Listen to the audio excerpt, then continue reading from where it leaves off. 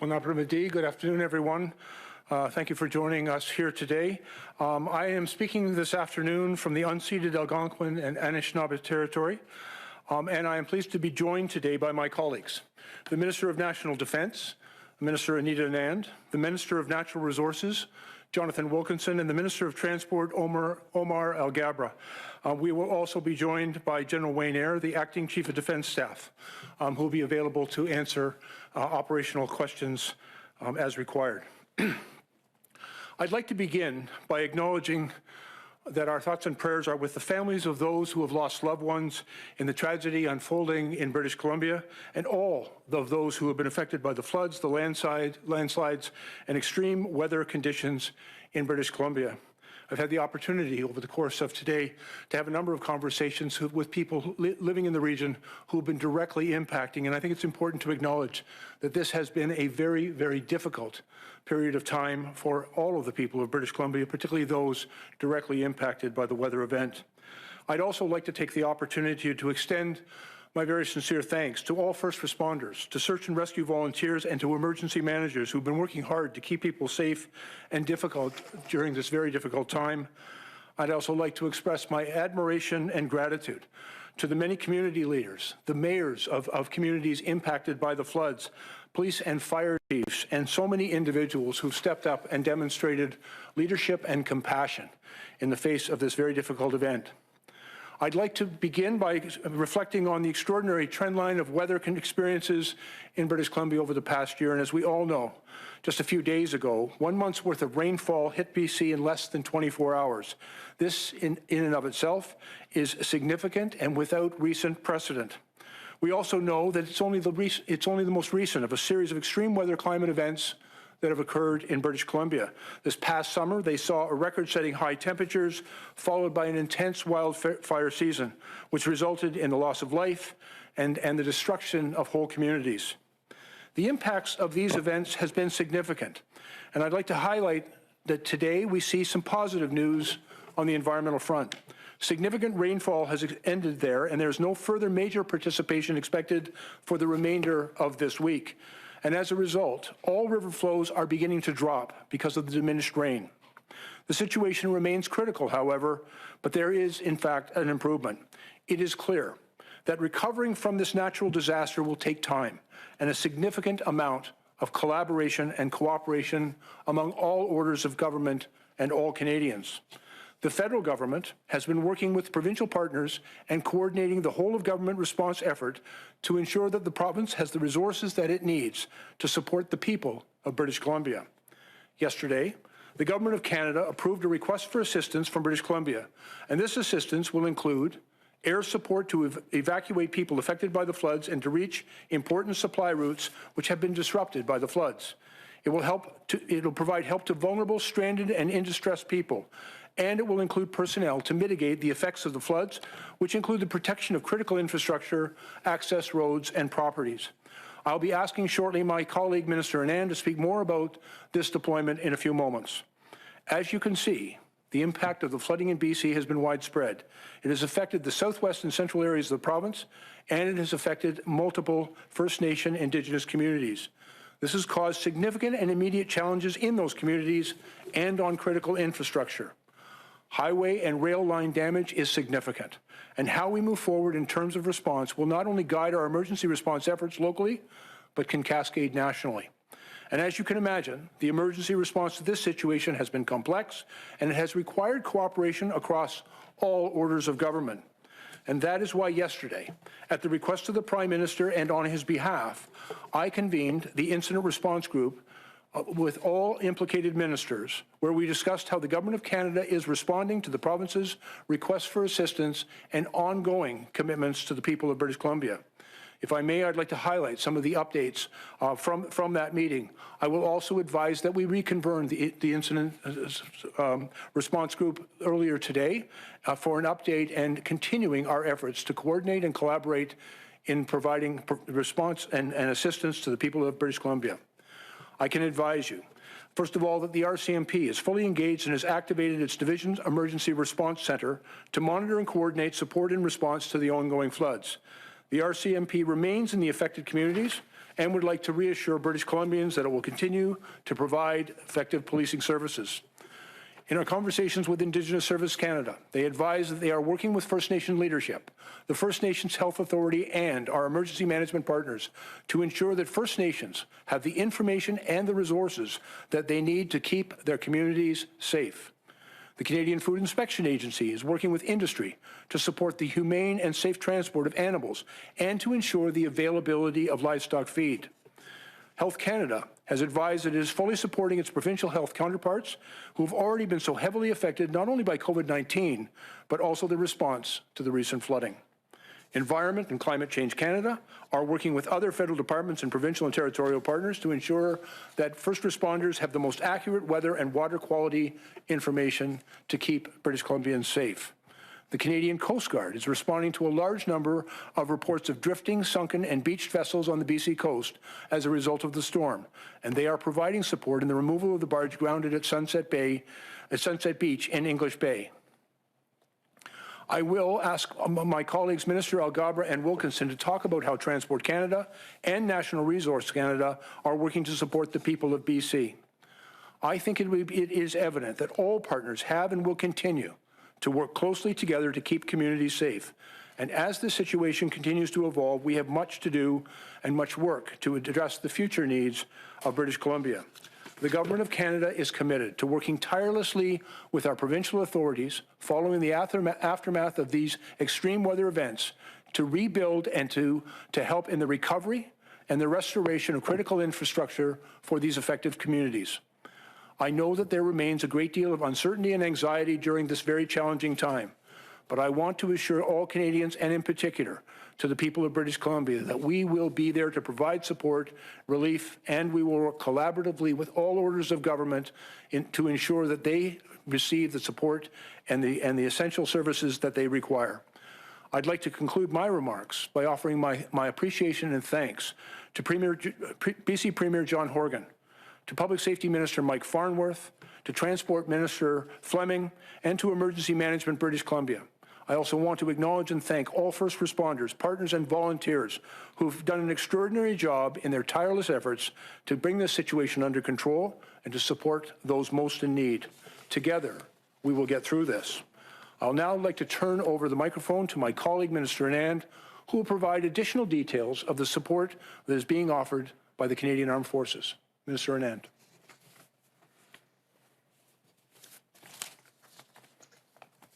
Thank you, Minister Blair. Bonjour à tous. I'd like to first acknowledge that I'm speaking to you from the traditional territory of the Mi'kmaq people. When Canadians are in need of help, the Canadian Armed Forces have always been there for them. And as the residents of the interior of British Columbia seek safe refuge, our members are coming in to help stabilize and rebuild. The impacts of this dramatic flooding are being felt, not just in British Columbia, but across Canada and the world. And our thoughts go out to those lives who have been so terribly impacted. I also want to provide my sincere condolences to the family and friends of the BC resident who lost her life in one of Tuesday's mudslides. We and all Canadians grieve your loss. In this country, when one of us is affected, we are all affected. It is why the Canadian Armed Forces have stepped up time and time again. This is the 12th request for assistance that the Canadian Armed Forces have responded to for natural disasters under Operation Lentus since the beginning of the pandemic.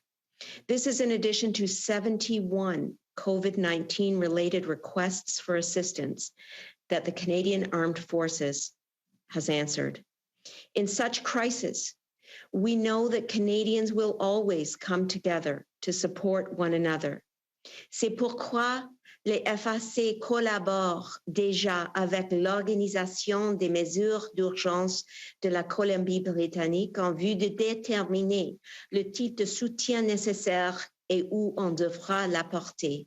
En fait, avant même que nous ayons reçu la demande d'aide fédérale, nos militaires s'acharnaient déjà à soutenir les efforts de recherche et de sauvetage à l'échelle locale et provinciale. In the 48 hours leading up to the request for assistance, Royal Canadian Air Force personnel rescued more than 300 stranded motorists and nearly 30 family pets using 3 of our Cormorant helicopters from CFB Comox. Dans les 48 heures qui ont précédé la demande, le personnel de l'aviation royale canadienne avait porté secours à plus de 300 automobilistes et près de 30 animaux domestiques à l'aide de 3 de nos hélicoptères cormorants de la BFC Comox. And last night, we deployed a reconnaissance team to assess the situation along with provincial officials. This critical step ensures that our deployed troops will be able to provide the most extensive assistance to help British Columbians. In British Columbia right now, we have 1 CH-146 Griffin helicopter operating out of Kamloops and 1 CH-148 Cyclone out of Esquimalt. The 2 helicopters are conducting damage assessment. 2 CH-147 Chinooks will travel from Petawawa to the region when conditions permit. The Canadian Armed Forces have an immediate response unit of up to 350 personnel ready to be deployed from Edmonton into the hardest hit areas. Today, the IRU Vanguard will deploy to the affected region via CC-130 Hercules aircraft. At the day's end, we will have approximately 120 soldiers on the ground in Abbotsford, British Columbia. And if needed, we have thousands more members on standby ready to help the province and British Columbians. Canadian Armed Forces assistance could include both air and ground support, as requested by the Government of British Columbia, as well as officers who are experts in planning and logistics. Over the next 30 days, and possibly longer if needed, the Canadian Armed Forces will be there to help the people of British Columbia through this crisis. They can evacuate people to safety, offer help to those who are vulnerable, stranded, or in distress, support critical provincial supply chains, investigate the impacts of flooding to help BC's planning of relief efforts, and assist local authorities in protecting critical infrastructure, roads, and properties. The members of our Canadian Armed Forces are no strangers to helping provincial governments in disaster response. Au nom de tous les Canadiens et Canadiennes, je saisis la présente occasion pour remercier l'ensemble des membres de notre équipe de la défense qui travaillent chaque jour dans le but de nous protéger contre un large éventail de menaces pour notre sécurité et notre bien-être. But as with all national defense operations, these latest efforts in British Columbia are a much broader team undertaking involving provincial emergency response departments and the province of British Columbia, as well as our federal partners. We will keep working together to help the people of British Columbia through this crisis, and we will always take a Team Canada approach to keeping Canadians and our communities safe. This is an all-hands-on-deck effort, and I know that our Canadian Armed Forces will rise to the challenge as they always do. Thank you, Miigwech, merci. Je passe la parole maintenant à mon collègue, le ministre Alghabra. Thank you very much, Minister Anand. Good afternoon, bonjour à tous. The extreme weather that hit British Columbia has tragically caused loss of life and displaced thousands of people. Along with all Canadians, I've been shocked and saddened by the devastation. As the Prime Minister has said, our government is providing any support we can. Nous sommes prêts à aider. These floods have not only put lives in danger and caused tremendous hardship to many in BC, but they've also affected Canada's supply chain. This supply chain delivers fuel, food, medicine, and essential goods to Canadians, and supports an agricultural sector that is facing catastrophic impacts. The Port of Vancouver also supports Canada's global trade, economy, and way of life. Now, due to landslides or washouts, the roads and rail lines in British Columbia we rely on to move these goods have been cut off. We continue to offer the support needed to the province of British Columbia and the transportation sector to restore the flow of essential goods to affected areas and across the entire country. I'm in contact with my counterpart in British Columbia, Minister of Transportation and Infrastructure, Rob Fleming, whose team is working around the clock to restore critical infrastructure and supply chains on behalf of all Canadians. And I want to pause for a second to recognize and acknowledge the hard work of Minister Fleming and his team. The priority is restoring essential connectivity to supply local communities. La priorité est de restaurer la connectivité pour approvisionner la communauté locale. We're also working to restore Canada's trading connection through Vancouver to the world. Just earlier today, I met virtually with supply chain stakeholders in British Columbia to hear firsthand about the disruptions they're facing. The meeting included CN, CP, ports, and representatives of the trucking industry. I thank them for their work during a challenging time, and I have assured them that the Government of Canada stands behind them and will work with them to reopen our critical supply chains. Alongside the provincial government, Transport Canada is working with port, terminal, railway, towboat operators, trucking and air sectors to help keep people safe and repair the railways and other transportation routes as quickly as possible. We will continue to issue warnings and restrictions to airspace and waterways in British Columbia to ensure safety. To that end, I want to remind British Columbians to keep their boats and pleasure crafts off rivers and lakes unless essential. Debris from recent floods pose significant danger to boaters, and the wake from your boats can permanently damage buildings, including homes. Now is also not the time to be flying private aircraft or drones over affected area either. Flying your private aircraft or drone could hinder rescue operations and cost people their lives. In closing, I want to thank the thousands of workers in our ports, terminals, railway, and trucking, marine, and air sectors who are working hard to keep our supply chain flowing. Canada's supply chain is resilient. Nos chaînes d'approvisionnement sont résilientes.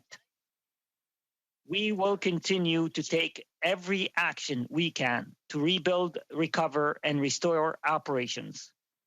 Thank you. Merci. Now I'll pass the floor to my colleague, Minister Wilkinson. Thank you. Thank you very much, Omar, and good afternoon, everyone.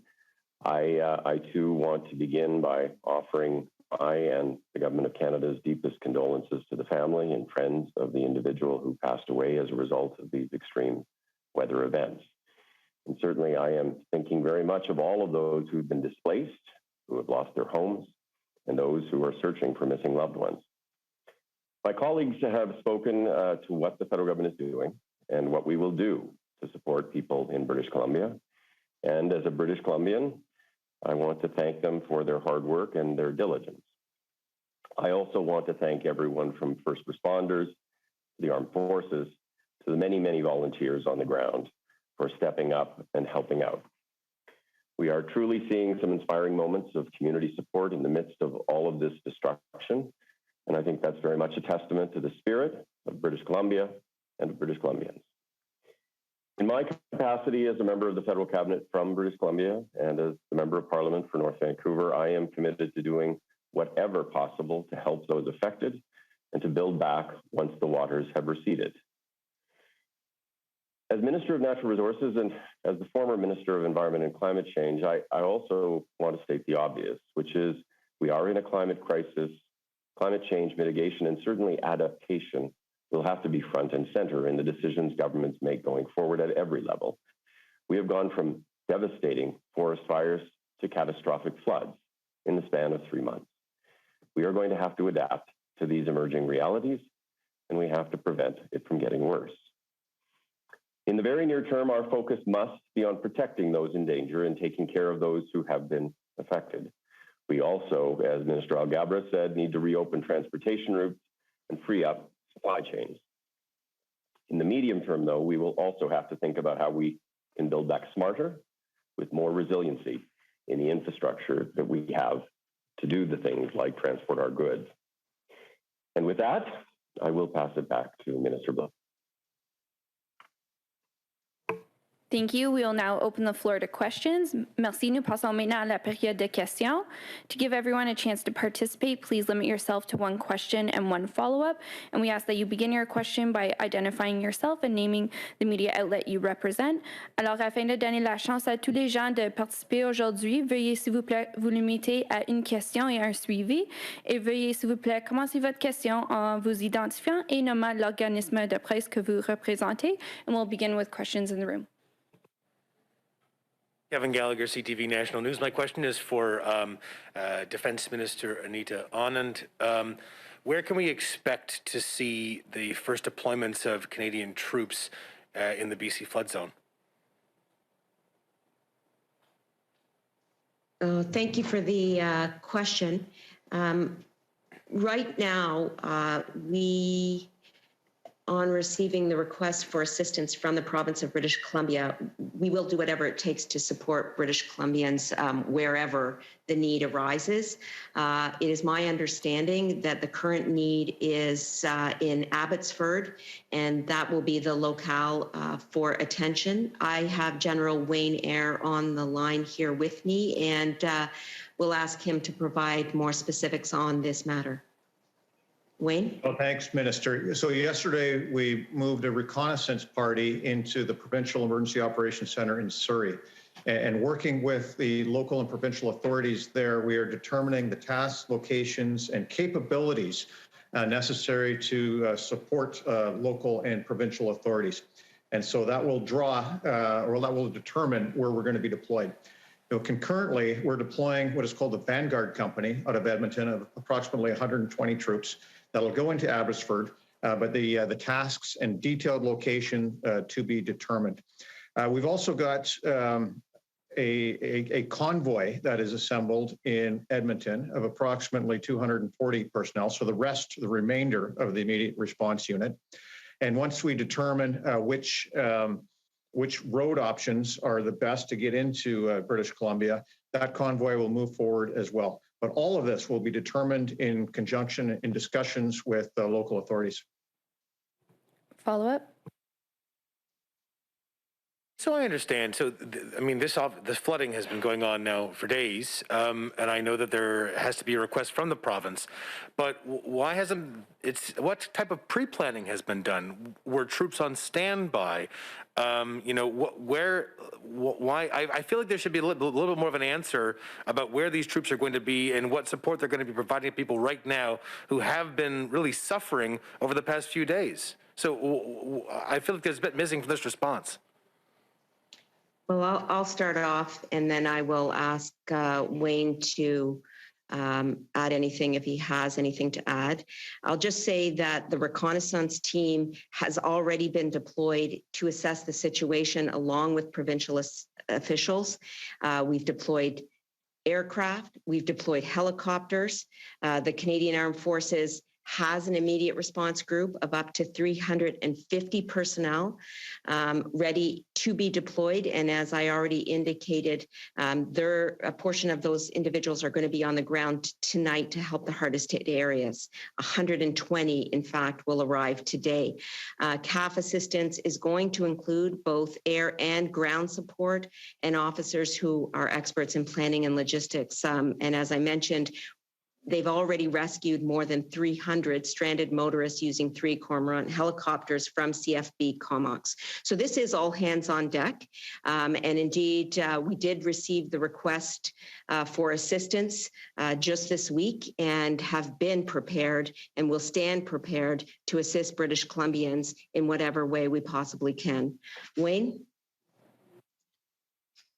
So in terms of readiness, we have these immediate response units on high readiness around the country in different regions. In this case, and in all cases, we are always in support of local authorities, and where we deploy, what tasks we do are always done in conjunction, in discussion with local authorities who determine where the need is the greatest. So to help define that need, our helicopters are currently helping the province in terms of damage assessment to better guide where our efforts are going to be focused. Next question. Hey, good afternoon. David Thurton from CBC News. I'm wondering, Minister Blair, what is your message to insurance companies right now who tend to be quite difficult to work with when it comes to these types of natural disasters, whether it's wildfires, whether it's floods? And what assurances can you give to flood victims or people who are wondering, today it's Abbotsford, it could be my community next. What assurance are you giving to them that they will be protected, that they will have insurance or compensation if situations like this are going to become the norm now? Yeah, thank you very much. It's a very important question because I know that among the anxieties, first of all, for their personal safety is people are now very concerned about the destruction of their property and recovery, and insurance is a very significant issue. And in fact, it's important to recognize that flood is the #1 cause of natural damage that occurs right across this country. It has a huge impact on people and on communities, and certainly the insurance industry is a very important part of that. I've recently had correspondence and communications with the Insurance Bureau of Canada, and we were working very closely with them in the development of a national flood insurance program and policy for the country. But in the interim, we know that there's important work to be done there. It is also, I think, again, all of government has some responsibility in the development of proper identification of flood zones. Unfortunately, in circumstances where once in a century type of events can take place, I think we've seen the impact of that. It does, I think, add an element of urgency to our work with the insurance industry in the development of a national flood insurance plan. Follow-up. Totally different question, but how come we're not hearing about a dollar figure that's being transferred to the province of BC this evening?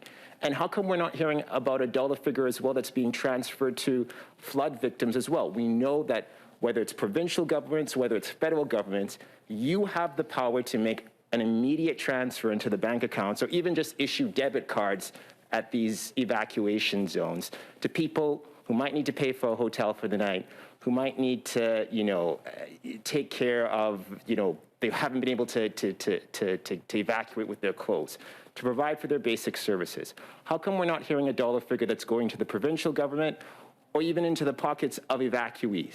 Yeah, thank you very much for the question. And perhaps I could add clarity. First of all, in response to a natural emergency of this nature, the first priority and the first response has to be in the saving of lives.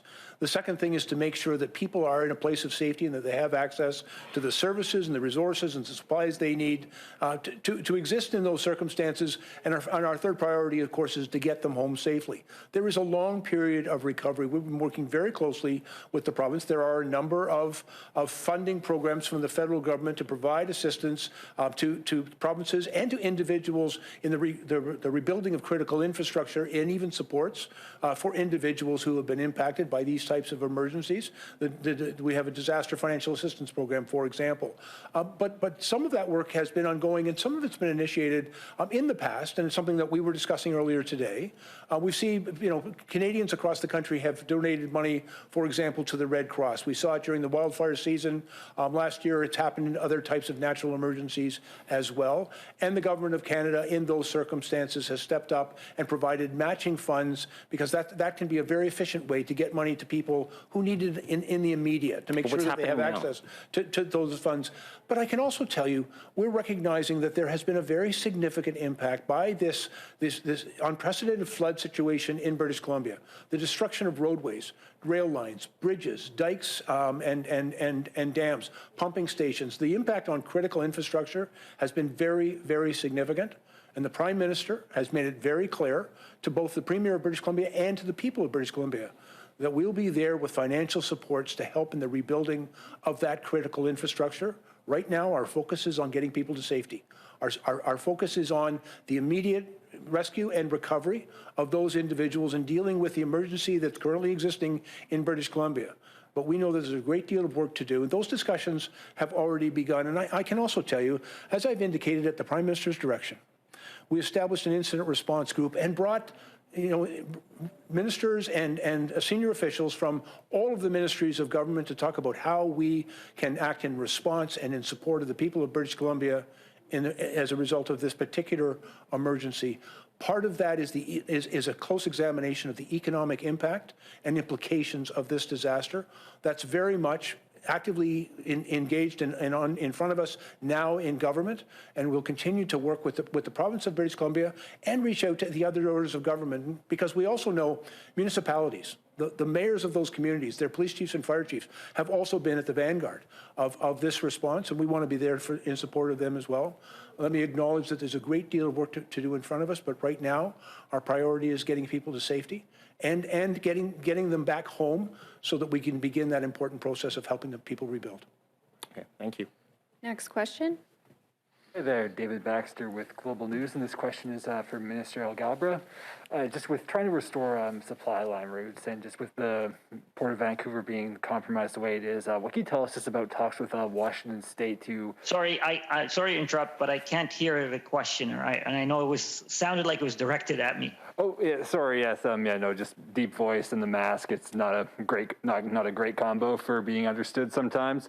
But just with the Port of Vancouver being compromised the way it is, and just what can you tell us about talks that have been going on with Washington State, or even just the capacity of the Port of Prince Rupert to try to make up for just the challenges we're going to be seeing over the next several weeks, potentially months, with the Port of Vancouver? Yeah, thank you for the question. As I stated earlier, I just met with representatives from the Port of Vancouver and the Port of Prince Rupert to talk about precisely that.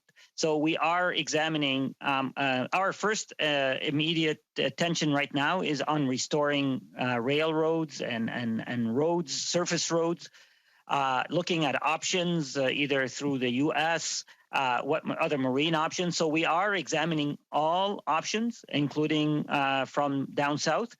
The response or the nature of the response will depend on how quickly we can restore rail. There are reports that some rail could be restored within days, and that would be fantastic news if it happens for the Port of Vancouver and for our supply chains. But to answer your question, we are examining all options as we speak. And just my second question is for General Eyre. General, you've previously spoken about just the challenges the Canadian military has just on a resource and personnel side, and continuing to respond to more and more natural disasters, and just even with Minister Anand saying this is now the 12th natural disaster the military has been called in on to respond to since the start of the pandemic. So we're seeing like one every about 2 months or so. Just what can you tell us just on the personnel side and just the equipment side of the Canadian military? Just how are things able to stand up, since as climate change continues to intensify, we're going to see more and more natural disasters that in all likelihood require military intervention? No, thank you for the question. I will admit that the pandemic has been tough on the Canadian Armed Forces, the number of times we've been called out. We are under strength, and our recruiting and training system has suffered accordingly because of the challenges we faced. So we do need to reconstitute the Canadian Armed Forces. But I have to say, we continue to respond to urgent demands. And nothing is more important for the Canadian Armed Forces than protecting Canadians here at home. And I made it clear that with everything else going on in the world, this is our top operational priority. We are seeing increased risks and threats. And from a geopolitical perspective, the world is more dangerous than it has been in a long time. And with climate change, we are seeing an increasing frequency and intensity of domestic emergencies here at home. So the Canadian Armed Forces, your armed forces, is going to continue to be in high demand. No, I don't believe any military commander in history has said they've had enough resources to deal with the problem at hand. I am not going to be the first, but we stand ready to support Canada and Canadians as needed. And I will just add from the ministerial position in terms of working across government, we well recognize the contributions that the Canadian Armed Forces have continued to make throughout the pandemic, whether it is in deploying vaccines, whether it is going into long-term care homes, whether it is helping with floods, whether it is helping with forest fires. The Canadian Armed Forces have consistently stepped up to the plate to help Canadians. And we owe them a debt of gratitude for that service. But by the same token, as Minister, I will be advocating for increased resources for the Canadian Armed Forces in terms of supplies and in terms of necessary equipment that are needed for them to do their jobs to serve and protect our country. Thank you. Thank you. Next question.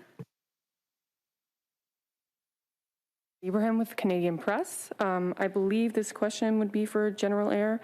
The mayor of Abbotsford said urgent attention is needed to repair and shore up its dikes as up to another 100 millimeters of rain is forecast for next week. How will your forces help there?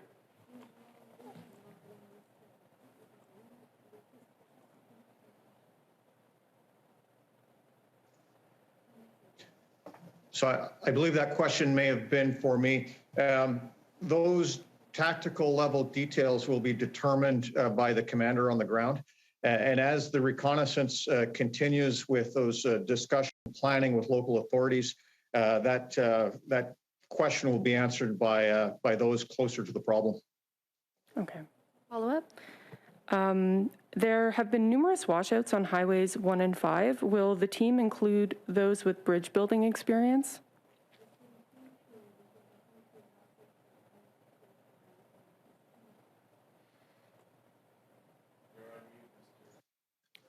Sorry, you're on mute. So I think the question again was for me. Could you say that again, please? I didn't catch it. Yeah, no problem. There have been numerous washouts on highways 1 and 5. We're wondering if the team will include those with bridge building experience. So right now we are looking at what possible types of engineering expertise would be required, whether it's heavy equipment, whether it's bridging, whether it's water purification. And so those types of capabilities are being assembled in Edmonton and indeed across the country if needed. And based on the results of the reconnaissance and the demand, those will be pulled forward. Thank you. We will now proceed to questions on the phone. Opérateur, la parole est à vous. Thank you. Merci. Please press star 1 at this time if you have a question. S'il vous plaît, appuyez sur étoile 1 maintenant pour poser une question. The first question is from, la première question est de Lacia Kretzel, City News. Please go ahead. À vous la parole. Thank you very much. This is probably for Minister Blair. Now, recovery, you were speaking about recovery earlier, and that's one thing. But people right now are out of their homes, and they're telling us they can't afford to stay in the hotels any longer. They can't afford the extra groceries, the medications, the family products they need. And some have been laid off, given that the businesses that they normally go to are not open. So they are not getting an income either, some of these people right now. What money then is being immediately made available rather than just in that recovery process? Because a month from now, for many people, is too late to be filling out paperwork for federal aid. Yeah, thank you for the question. We have had a number of discussions with my ministerial colleagues, and in particular Minister Qualtrough today, about employment and financial supports that families may need in those circumstances. And so it is being given very important consideration at this time. But we're working very closely with our provincial and municipal partners in British Columbia to ensure that we provide all of the assistance that they request and require of us in order to ensure that, first of all, people are brought to a place of safety. And we saw just earlier this week, the Canadian Armed Forces was out on the highway helping rescue people that were stranded in their cars in a very dangerous, precarious situation and taken to a place of safety and hope in the community of hope. We've also seen the community of hope step up, and we've seen people open their doors, and that community has demonstrated incredible welcoming and hospitality and compassion to people that were stranded. And then we've been working very closely with the provincial government to get those people out of town and back home. And so that's the work that we are doing in the immediate. But let me acknowledge, we recognize that there are significant impacts, not just on people's safety, but on their economic security as a result of this damage. Many thousands of people have been displaced from their homes. We know that there are cost implications for that. We're also trying to address, I think, very serious concerns with respect to supply chains, making sure that there is food, fuel, and feed available where it's needed in the province, and so those are immediate needs that are being addressed in this moment of crisis. But there's other work going on and other discussions taking place with our provincial counterparts and with the municipalities to ensure that we are there to provide the supports that people need. And in the interim, they have been asked by a state of emergency now exists in British Columbia. The province of British Columbia has asked people to avoid non-essential travel, and we've also expressed our gratitude and support for those who have been stepping up and helping others. And so right now, everybody is responding to address the first priority, which is to get people home, to get people to safety. A second, to help them to make sure that they have access to the resources, supplies, and shelter that they need to be safe during the emergency. And then we'll get them home as quickly as possible and assist them in the process of recovery. Follow-up? Just in terms of that, when you're mentioning the discussions, then will you be then making an announcement to those people, like you mentioned, they might be able to go to shelters or whatnot, but where are they going to get that information then? Is it from the federal government when they sort of understand whether or not they're going to be able to apply for funding? I know that there are many current programs available for recovery, but where are they going to get that information when they need it? Because right now these people are out of their homes. Yeah, that information will be forthcoming. And, I think you raised an important point, and I want to acknowledge, as I did in my opening remarks, the incredibly important work that community leaders in British Columbia have been doing. We've seen mayors in Chilliwack and in Abbotsford and in Hope and Merritt, and as well as police chiefs and fire chiefs and other community leaders, church leaders, et cetera, have all been, fully engaged in communicating with the people who they represent and they serve. And they've been working very closely in collaboration with the provincial and the federal authorities who are in the community and on the ground. And the fact that everybody is working together, it does highlight the importance of ensuring that there are good communications and people have their concerns addressed as quickly as we can. But again, during the emergency, I think people need to have an understanding that there's a great deal of work being done immediately to get people to safety and to address urgent public safety needs that have been created by this flooding situation.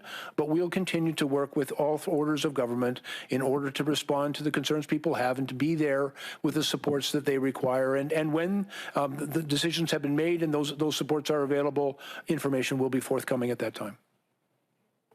Thank you. Operator, next question. Thank you. Merci. The next question is from, la prochaine question est de Alex Ballingal de Toronto Star. Please go ahead. À vous la parole. Hi, good afternoon. Thanks very much for taking my question. I think this might be for General Eyre or Minister Anand. The convoy in Edmonton with 240 troops that's on standby to go into BC. What exactly is that convoy going to come in and ship around food and fuel and feed like Minister Blair was just talking about? Or what exactly is that convoy on standby to do? So I'll take that question. So those details will be worked out by the reconnaissance team. So it'll go in with a standard package of trucks, plus any additional capabilities that the reconnaissance team determines are necessary. So at this point, I don't have those exact details as they're still being worked out on the ground. Follow up? Yeah, I guess just on the question of food, fuel, and feed and where it's needed. You know, we've heard about people potentially panic buying, people worried about fuel, worried about food on the shelves of the grocery stores in the province. With Abbotsford, you know, big farming town, basically underwater. What is going on right now? Like, do you guys have a sense of where those shortages are being felt, where these supplies need to be shipped, and what is the current plan right now to get that accomplished? Or is there one, or is that one of the things you guys are still trying to figure out? I'll take a jab at this. Thank you for the question. In my conversation with Minister Fleming yesterday, we talked about supplies and the potential shortage of supplies, and we were working together. We have a plan. You know, the good news is that we're hoping that some highways will be reopened soon. Some rail will be reopened soon in the coming days. And once that happens, we have the ability to work with the province on using authorities to prioritize essential goods on those routes.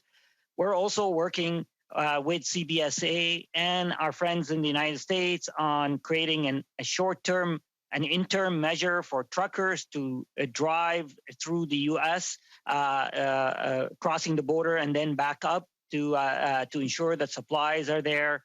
We're looking at other south of the border, other measures. So there are various contingency plans that are worked on, and we want to make sure it is a priority for us to ensure that Canadians who are currently stuck or in the middle of this affected region don't have shortages, and we are going to deploy all of our authorities and all of our resources to ensure that that happens.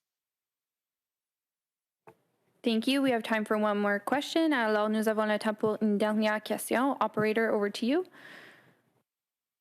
There are no further questions registered at this time. Nous n'avons plus de questions pour le moment. Thank you. This concludes today's event. Alors, ceci conclut l'événement d'aujourd'hui. Merci. Bye, everyone. Bye. Thank you.